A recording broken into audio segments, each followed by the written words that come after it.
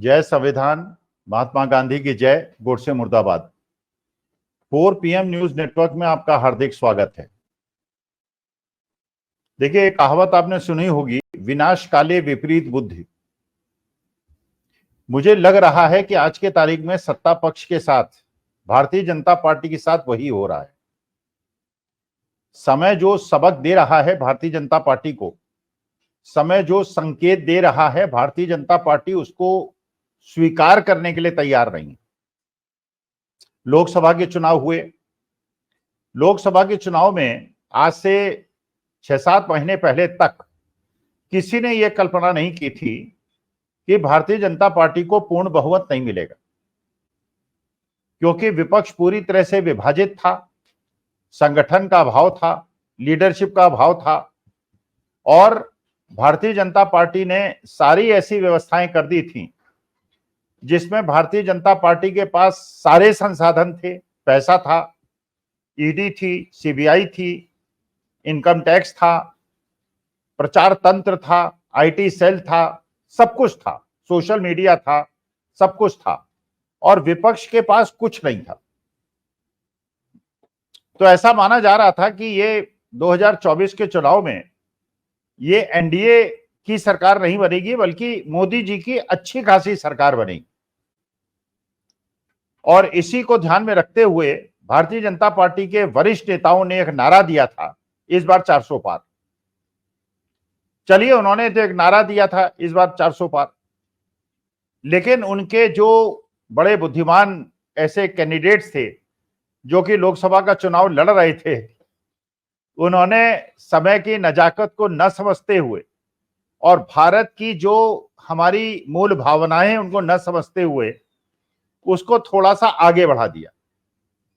राजस्थान की deputy chief minister दिया कुमारी, अयोध्या से चुनाव लड़ने वाले लल्लू सिंह जो चुनाव हार गए अवधेश प्रसाद जी से, फिर कर्नाटका के हेगड़े साहब, फिर मेरठ से अरुण गोविल साहब जो चुनाव जीत गए मेरठ से। कैसे जीते हैं तो खैर प्रश्नवाचक चिन्ह है, लेकिन जीते हैं। इन सब ने एक नारा दिया, इन सब ने कहा कि 400 पार इसलिए कि हम संविधान बदलना चाहते हैं, हम संविधान बदल देंगे। अब संविधान बदल देंगे का मतलब क्या है? क्योंकि भारत की आज जो शक्ति है, भारत की जो एकता अखंडता है, उसका एक बहुत बड़ा कारक हमारे भारत का संविधान है, जो विश्व का सबसे अच्छा, सबसे मेहनत से तैयार किया गया संविधान है, जो संविधान सभा में पारित हुआ और उसमें बड़े प्रबुद्ध लोग थे, बाबा साहब भीमराव अम्बेडकर थे और बड़े प्रबुद्ध लोग थे जिन्होंने संविधान देश का बड़ा सोच समझ के करीब 3 साल में माथापच्ची करके बनाया।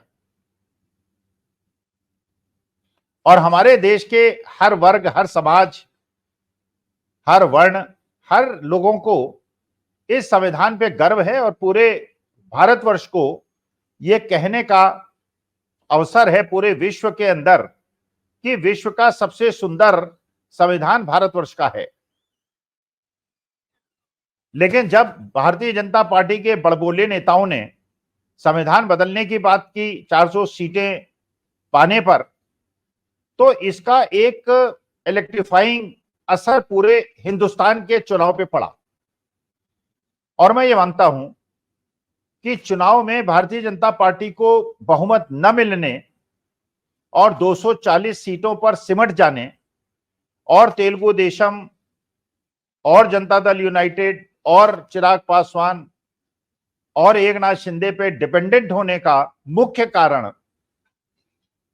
ये संविधान पे इस प्रकार के स्टेटमेंट्स थे जो भारतीय जनता पार्टी के नेताओं ने दिए थे। चुनाव का पूरा प्रारूप बदल गया, चुनाव का पूरा तंत्र बदल गया, चुनाव की पूरी हवा बदल गई, क्योंकि एक बहुत बड़ा समाज, भारतवर्ष का एक बहुत बड़ा समाज जो कि हमारे देश के लोकतंत्र में चुनाव के अंदर बहुत महत्वपूर्ण रोल अदा करता है, उसकी पूरी निष्ठा देश के संविधान के साथ है, बल्कि बाकी लोगों की, देश के 100% लोगों की मेरे ख्याल से निष्ठा संविधान के साथ है। और उसका असर हुआ। गांव गांव के अंदर प्रभात फेरियां निकली, जनता ने संविधान की कॉपी हाथ में लेकर गांव में दौरे किए और देश को यह बताया कि देश का संविधान जिसकी वजह से 75 साल हम लोग सुख शांति से भारतवर्ष के अंदर रहे हैं, ये लोग उसको बदलने की बात कर रहे हैं और चुनाव की पूरी हवा इस वजह से बदल गई।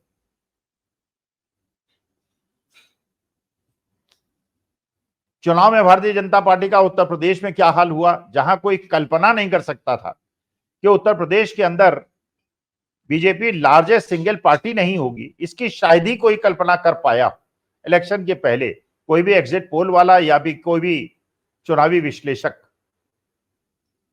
लेकिन उत्तर प्रदेश के अंदर इसका बहुआयामी असर पड़ा और भारतीय जनता पार्टी दूसरे नंबर की पार्टी बन गई और समाजवादी पार्टी, जिसने संविधान के मूल मुद्दे को राहुल गांधी ने और अखिलेश यादव ने बहुत तेजी से उठाया, उसका लाभ मिला और उन्हें अच्छी खासी सीटें मिली।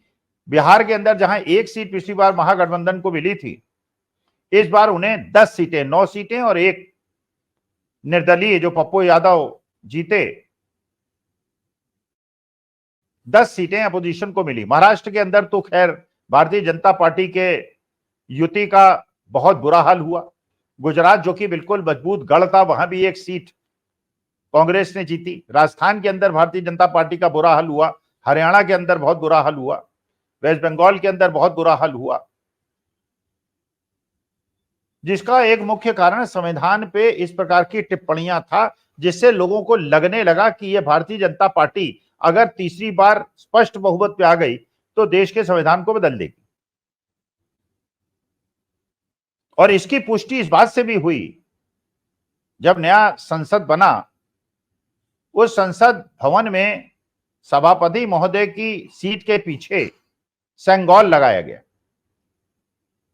आप जानते हैं सेंगोल राजशाही का प्रतीक है। पुराने जमाने में राजाओं के दरबार में आप देखा करते होंगे, फोटो में और पिक्चरों में आपने देखा होगा कि राज दरबारी सेंगोल लेके खड़ा हुआ करते थे।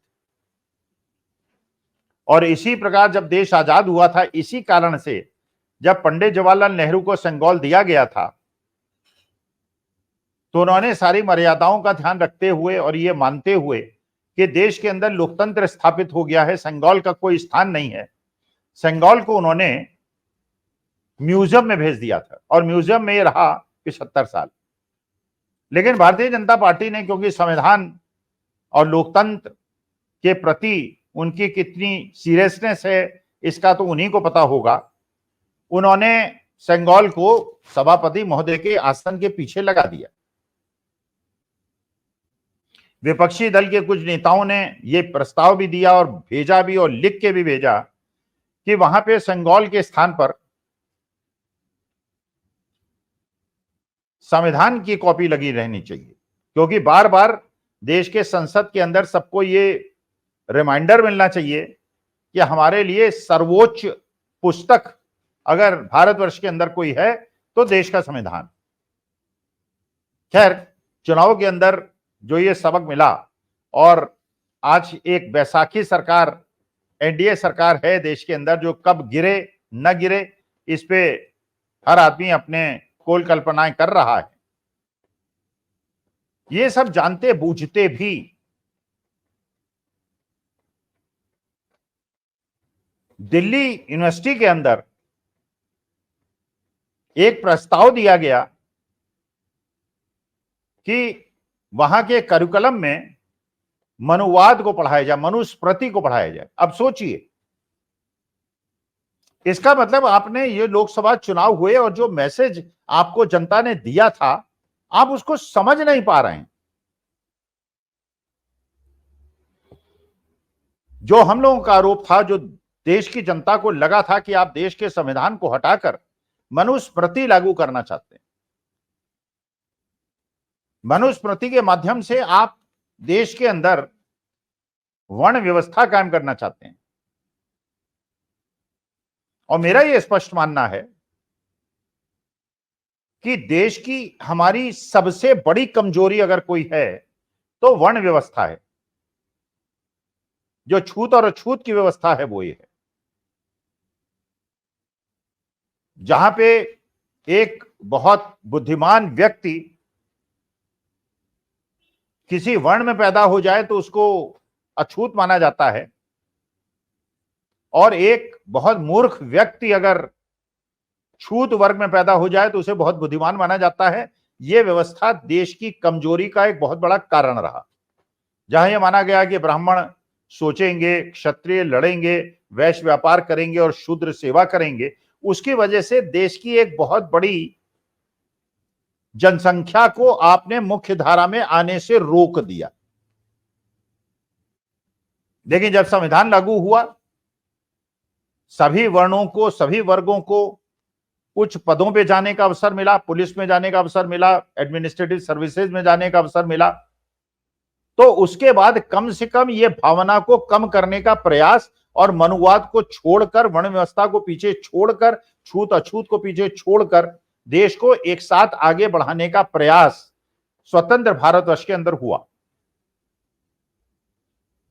लेकिन इस तरह की लोकसभा के रिजल्ट आने के बावजूद अगर यह प्रस्ताव दिल्ली यूनिवर्सिटी के अंदर लाया जाता है कि देश के अंदर मनुस्मृति को बढ़ाया जाए, खैर वो प्रस्ताव निरस्त हो गया, उसको अस्वीकार कर दिया गया।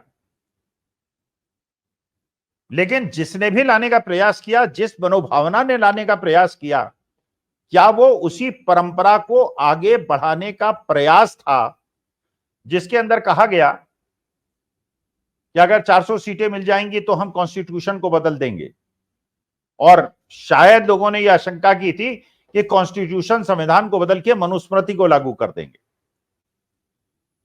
तो एक रिडंडेंट बुक जो हो सकता है उस समय रेलेवेंट रही हो, मनुस्मृति एक काल में, आज के तारीख में मनुस्मृति का कोई स्थान नहीं है एक लोकतांत्रिक संवैधानिक देश में। देश चलता है संविधान के अनुसार चलता है, और मनुस्मृति क्योंकि भेदभावपूर्ण है और वर्ण व्यवस्था को कायम करती है, इसलिए उसका कोई स्थान। इसके बावजूद अगर उसका प्रस्ताव लाया गया, इसका मतलब यह है कि वो जो चीज चली थी कि संविधान को बदल देंगे और मनुस्मृति को लागू करेंगे, उसको आगे बढ़ाने का प्रयास था। अभी तो लोकसभा का चुनाव हुआ है, अभी तो सरकार स्थिर भी नहीं है। चंद्रबाबू नायडू अपने लिए पेट्रोलियम रिफाइनरी का प्रोजेक्ट मांग रहे हैं, विशेष राज्य का दर्जा मांग रहे हैं। नीतीश कुमार भी अपने लिए विशेष राज्य का दर्जा मांग रहे हैं। तो अभी तो डिमांड एंड सप्लाई चल रही है कि क्या वो डिमांड करेंगे और मोदी जी क्या सप्लाई कर पाएंगे। और कुछ दिनों के बाद विधानसभा के चुनाव होने हैं। महाराष्ट्र के अंदर बड़ा क्रूशल चुनाव होना है जो देश की दिशा को बदलेगा। लोकसभा चुनाव के अनुसार 2/3 मेजोरिटी तो महागठबंधन को मिल रही है, वहां अघाड़ी को मिल रही है, और बल्कि शरद पवार ने स्टेटमेंट दे दिया है कि महाअघाड़ी 220 सीटें जीतेगी। हरियाणा में भी एक विपरीत हवा चल रही है बीजेपी के। पंजाब हरियाणा हाईकोर्ट ने भी निर्णय दे दिया है कि जो किसान बैठे थे, जिनके रास्ते रोके गए थे, उनके रास्ते से बाधाओं को हटा दिया जाए। माननीय सुप्रीम कोर्ट ने भी निर्णय दे दिया है कि उनको लोकतांत्रिक रूप से दिल्ली आने दिया जाए।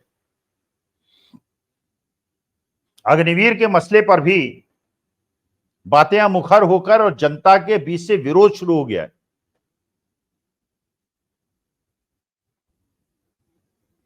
बल्कि शहीद की माता ने भी, जब वो राहुल गांधी से मिली और राजनाथ सिंह से मिली, तो उन्होंने खुद उसके बाद कहा कि मेरा बेटा तो चलिए रेगुलर सर्विस में था, लेकिन मेरा ये मानना है कि अग्निवीर योजना में और मेन फोर्सेस के बीच में जिस प्रकार का भेदभाव है, ये नहीं होना चाहिए।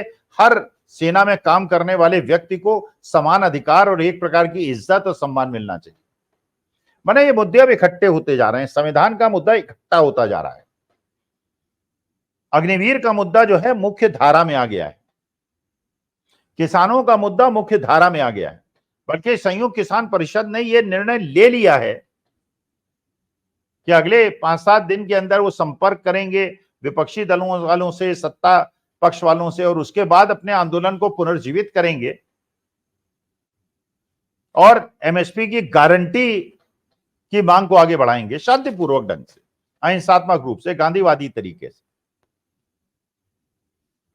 अभिप्राय यह है कि जो देश के मुख्य मुद्दे हैं वो उभर कर सामने आ रहे हैं, और इस समय पर जो एक बहुत सेंसिटिव इशू था संविधान, जो कि मनुस्मृति का बिल्कुल विरोधाभासी रूप है, उसको प्रस्ताव में लाकर फिर जनता को एक मैसेज देने का प्रयास क्यों भारतीय जनता पार्टी के समर्थकों ने किया, यह बात समझना मेरे लिए, मैं उसमें असमर्थ हूं। लेकिन आगे आने वाले दिन बड़े महत्वपूर्ण होंगे, बड़े इंपॉर्टेंट होंगे कि किसान अपने आंदोलन के बारे में क्या करते हैं, अग्निवीर के बारे में, नीट परीक्षा के बारे में माननीय सुप्रीम कोर्ट ने फिर डेट पोस्टपोन कर दी है। क्या निर्णय होता है, जो नीट का मुख्य आरोपी जिसको कहा जा रहा है एक दिन अरेस्ट होता है, अगले दिन बेल मिल जाती है, लेकिन अरविंद केजरीवाल को बार बार बेल मिलती है और बार बार उसको दोबारा अरेस्ट कर लिया जाता है। माने राजनीतिक लोगों को बेल नहीं मिलेगी और जो बाकी बच्चों के जीवन के साथ खिलवाड़ करने वाले लोग हैं उनको 24 घंटे में बेल मिल जाएगी। तो बहुत सारे मुद्दे हैं, आगे आएंगे, देखते हैं क्या होता है। लेकिन मेरे ख्याल से ये जो मुद्दा उठा के दिल्ली यूनिवर्सिटी के अंदर प्रस्ताव जो पूरे हिंदुस्तान में आज टॉकिंग पॉइंट बन गया है, ये एक मूर्खतापूर्ण कदम है और ऐसा प्रस्तावकों को नहीं करना चाहिए था। अच्छी बात है कि उसको रिजेक्ट कर दिया गया। हमारे देश में संविधान की मूल भावना से ही देश चलेगा। नमस्कार, धन्यवाद और जय संविधान।